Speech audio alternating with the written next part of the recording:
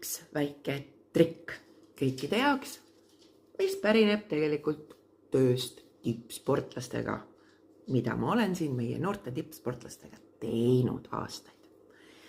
Ja seal alati kõik nad treenivad, kõik nad oskavad, kõik on väga tipp-topp, aga nagu saabub hetk start, ehk siis nüüd on vaja teha võistlustel sooritust, väga paljud teist kukuvad ära. Ja kukuvad ära tegelikult väga lihtsal põhjusel, ehk siis pinge on nii suur ja pinge lihtsalt pärsib keha võimekust sooritada. Ehk siis ta tõmbab lihtsalt teil need lihased mitte nii nagu vaja eesti keeles ja otsa öeldes. Ja nüüd tänu sellele te ei saa teha seda, mida te muidu, olles rahulik, suudate alati teha. Ja seal on üks selline trikk, mida me saame ka kasutada alati, lähtuvalt siis aju ja neuroteadusest. Ehk siis, kui ma panen täpse juhendi aju jaoks, täpse sihtmärgi, mida ma pean tegema.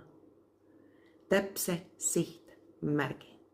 Golfist on selline, ja ka diskgolfist muuseas, on väga hea niisugune, kui sa oled seal väljaku peal, nüüd sa võtad konkreetse, rõhutan sõna, konkreetse punkti, kuhu sa lööd. Mitte nii, et kuskile sinna, vaid konkreetse punkti, kuhu sa lööd.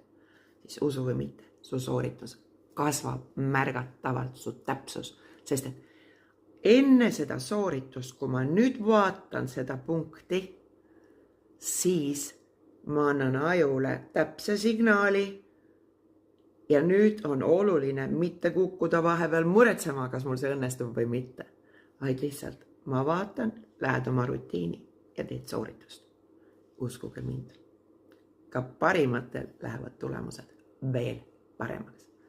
Ja kes tahab, võib tulla mental golfi, mida ma teen just selleks, et te ei peaks seal pidevalt tampima aastate viisi trennis, vaid saaksite tagasi usu endasse, milleks te tegelikult olete võimelised. Aga igaüks saab seda sama trikki kasutada igapäevatöös. Ehk siis täpne eesmärk, täpne visuaal sinna juurde ja seejärel sooritus. Sest et aju tahab saada täpsust, et midagi teha täpselt. Nii et jõudu!